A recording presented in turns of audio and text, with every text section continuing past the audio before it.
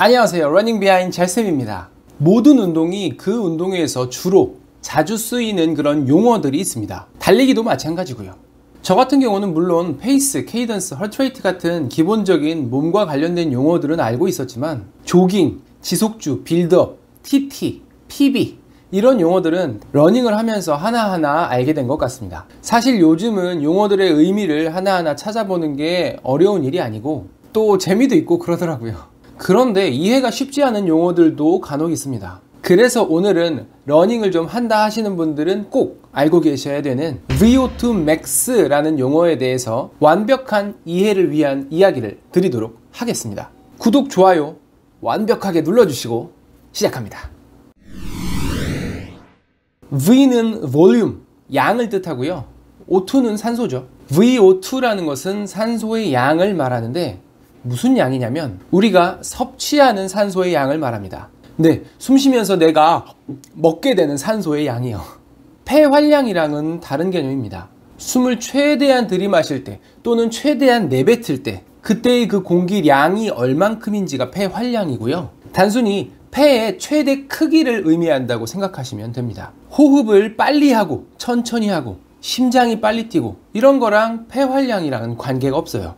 우리가 공기를 마시게 되면 그 안에 산소가 대략 20%가량 들어있습니다.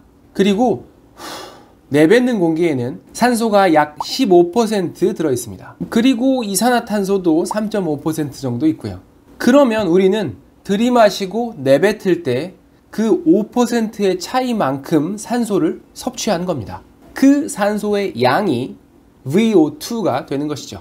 그런데 이 VO2, 산소 섭취량은 생각보다 간단하지가 않고 여러 요인이 복합적으로 작용하게 되는 개념입니다. 공기를 들이마시면 공기가 폐로 들어가서 산소를 걸러내는 가스 교환이 일어나죠. 그런 다음 산소를 적혈구에 태우고 적혈구를 포함한 혈액이 심장의 펌핑에 의해서 근육으로 퍼지게 되고 적혈구는 근육들의 산소를 내려줍니다. 산소를 내준 적혈구는 다시 폐로 돌아와서 또 산소를 받아서 다시 근육으로 가고 그러한 순환을 계속 하게 되죠. 이해를 돕기 위해서 공항을 예로 들어보면요. 외국인들이 비행기를 타고 인천국제공항으로 들어옵니다. 그 중에서 80%는 놀러 온 사람이고 20%가 일하러 온 사람들이에요. 그거를 공항에서 심사를 통해 걸러냅니다. 네, 그게 폐가 하는 일이죠. 일하러 온 사람들은 공항 리무진 버스, 적혈구를 타고 각자의 일터, 팔다리 근육으로 보내지게 됩니다. 그리고 5%가 이곳에 뼈를 묻죠. 15%는 아까 놀러 온 사람들이랑 같이 다시 비행기 타고 돌아가요. 여기에 뼈를 묻은 5%의 사람들이 바로 VO2, 산소 섭취량이 되는 거죠. 대충 봐도 폐활량이랑 다르게 변수가 될 만한 요인들이 굉장히 많아 보이죠. 호흡이 빨라진다는 것은 비행기가 자주 도착한다는 얘기고요. 일을 하러 오는 사람들이 많아지면 공항도 북적북적, 리무진 버스도 만석이 되고 배차도 더 해야 할 거고 또 더 빨리 일터까지 왔다 갔다 해야 할 겁니다.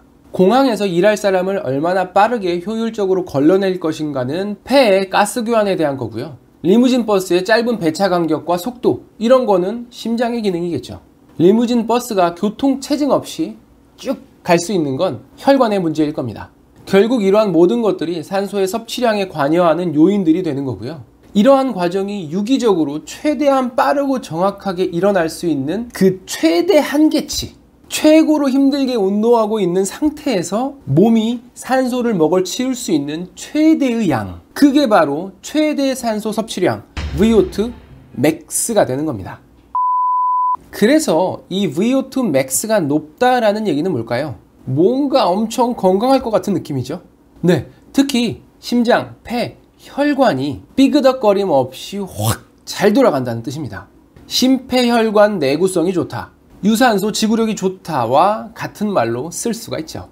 VO2 max의 단위는 1분 동안 1kg당 섭취하는 산소의 양이기 때문에 ml per kg per minute이 되는 거고요. 참고로 가만히 있을 때의 산소 섭취량 VO2는 3.5ml per kg per minute입니다. 요거를 안정시 에너지 대사라고 해서 1m라고 부르죠.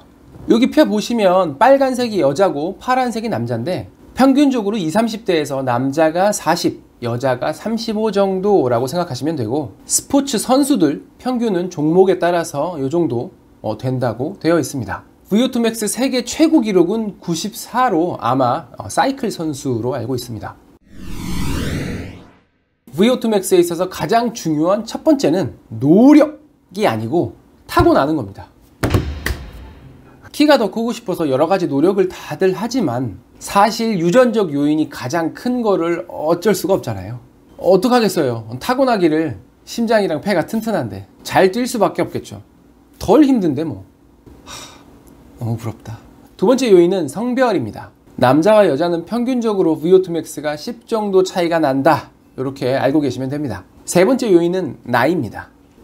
어쩐지 20대 때는 잘 달렸던 것 같은데. 당연하겠죠. 심장, 폐, 혈관의 파워는 나이가 들면서 아무래도 저하되니까요. 표에 나와 있는 것처럼 VO2 max는 나이가 들면서 떨어집니다. 네 번째 요인은 고도. 고도가 높은 곳은 공기 중 산소 밀도가 더 적습니다. 비행기 타고 온 사람 중에 일하러 온 사람, 산소가 20%가 아니라 15%밖에 없는 겁니다. VO2 max가 떨어질 수밖에 없겠죠. 그래서 실제로 선수들이 고도 훈련을 하잖아요. 운동 강도가 그냥 자동으로 높아져 버리기 때문에 빡센 훈련을 하기가 아주 좋겠죠. 다섯 번째, 마지막 요인이 바로 적응입니다.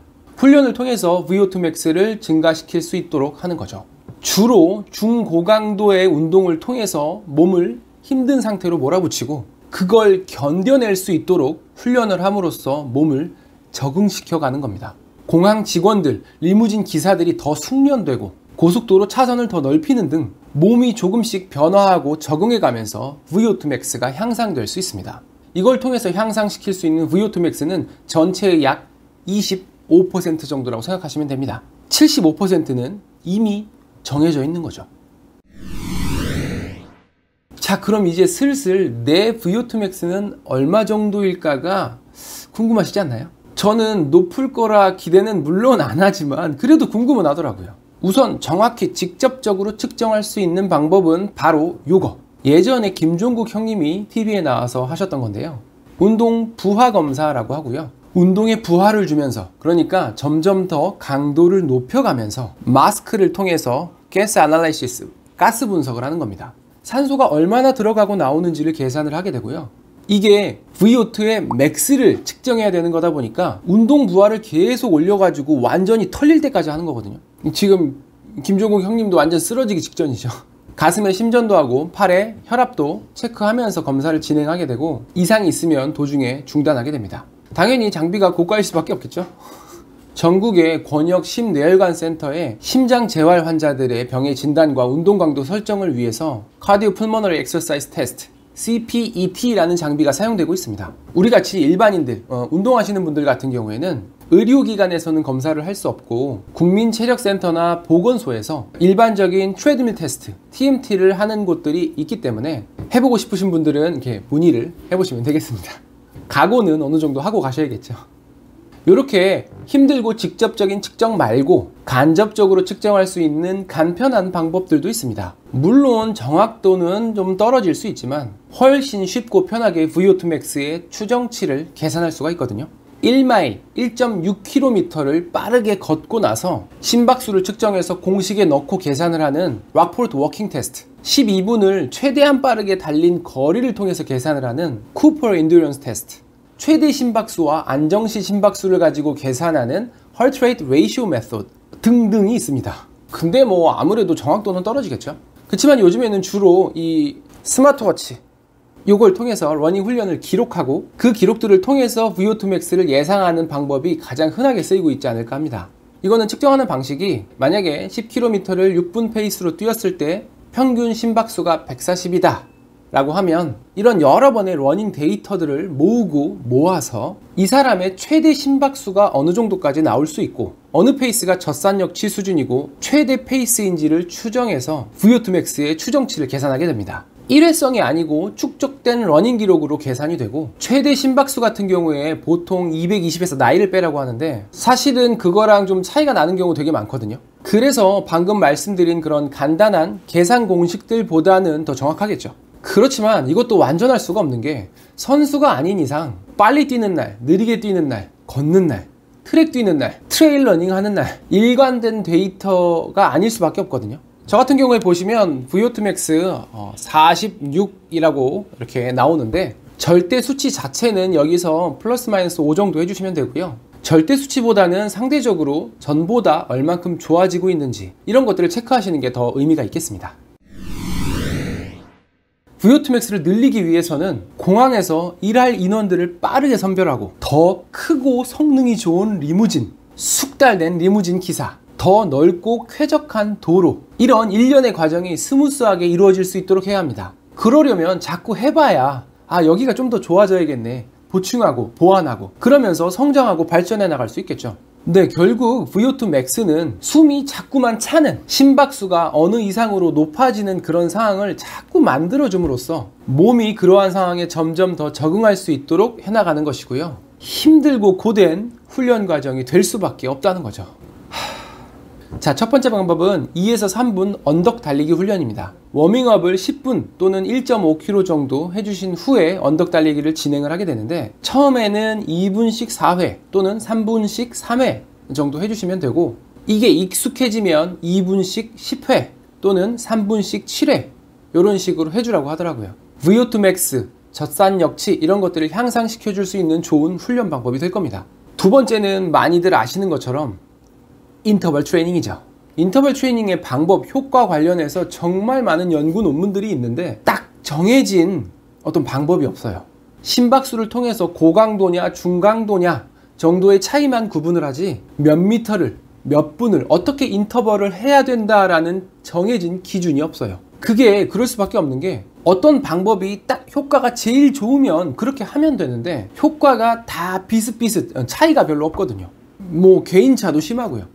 일반적인 고강도 인터벌 러닝 훈련에 대해서 말씀드리면, 최대 심박수 85에서 95%의 강도로 1, 2분 정도 뛰게 되면 VO2 max 상태에 도달을 하게 되는데요. 그 상태에서 1분 정도 유지를 하는 겁니다. 그렇게 2, 3분 정도 털리고 나서 마찬가지 2, 3분 정도의 회복을 하고, 그거를 이제 반복 세트로 가져가는 그런 방식이거든요. 생각만 해도 토할 것 같아.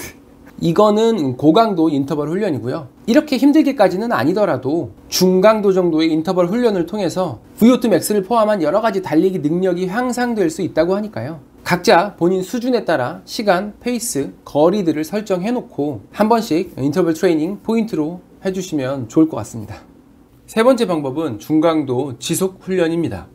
이 논문은 고강도 인터벌 훈련과 중강도 지속 훈련을 비교한 메타 분석 리뷰 논문인데, 여기서 히트 고강도 인터벌 훈련은 최대 심박수의 85에서 95% 강도로 한 세트가 4분 이내에 하는 것을 말하고요. MICT 중강도 지속 훈련은 최대 심박수의 60에서 75% 강도로 쭉 진행하는 걸 말합니다. 그런데 고강도 인터벌이나 중강도 지속 훈련이나 달리기 실력 향상과 건강에 관한 여러 가지 지표들 사이에서 큰 차이가 없었다는 겁니다. 반드시 심장이 터질 정도로 훈련해야지만 좋아지는 건 아니라는 거죠. 조깅 또는 조깅보다 약간 빠른 페이스로 러닝 마일리지를 꾸준히 쌓아주시는 것만으로도 VO2 max가 향상될 수 있다는 거. 그런데 인터벌 훈련을 하는 이유가 뭘까요? 그러면 인터벌 훈련을 아예 할 필요가 없는 거 아닌가? 인터벌 훈련, 특히 고강도 인터벌 훈련은 짧은 시간에 고효율을 낼 수 있다는 장점만 있는 것은 아닙니다. 달리기라는 게 심폐기능뿐만 아니라 몸의 모든 근육들이 조화롭게 협응되면서 자연스럽게 리듬을 탈 때 달리기가 빨라질 수가 있는데, 페이스를 최대한 끌어올려주면서 심폐기능뿐만 아니라 몸에 대해서 얻게 되는 장점들도 많이 있을 거거든요. 조깅 후에 질주로 마무리를 하는 것이 좋다라는 이야기가 나오는 것도 이런 점들 때문이지 않을까 싶습니다. 사실 고강도 인터벌, 하이 인텐시티 인터벌 트레이닝, 히트라고 하면 달리기보다는 크로스핏에서 하는 와드, 워크아웃 오브 더 데이를 떠올리게 되죠. 이것도 프로그램은 엄청 많죠. 짝이 나름입니다. 강도 올려가지고 털리게 만드는 거 진짜 일도 아니죠.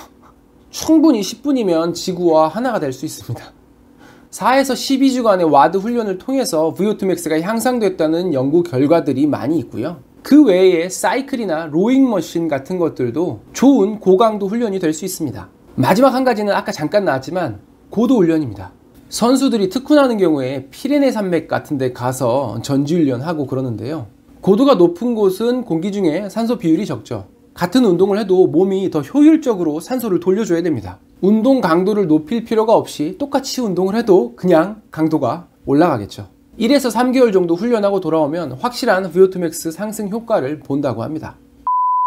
오늘은 VO2 max에 대한 이야기를 해봤는데요. 진짜 간단하게 하려고 했는데 생각보다 할 얘기가 너무 많네요. VO2 max는 달리기 등의 운동에 있어서 그걸 좀 더 잘할 수 있는 여러 가지의 지표 중에 하나라고 보시면 됩니다. 이게 높다고 무조건 잘하는 것도 아니고요. 낮다고 실망하실 필요도 없다는 얘기예요. 그렇지만 러너로서 그래도 조금 더 성장할 수 있는 방향으로 훈련도 해보고 그걸 통해 실력이 늘게 되면 그것 또한 너무 기쁜 일이잖아요. 저도 사실 거의 조깅만 하고 있는데요. VO2 max 향상을 위해서 아주 고강도까지는 아니더라도 언덕 달리기랑은 조금 해볼까 합니다. 즐겁고 행복한 러닝 하시고요. 다음 영상에서 뵙겠습니다. 러닝 비하인드 잘쌤이었습니다. 감사합니다. 구독, 좋아요, 감사합니다.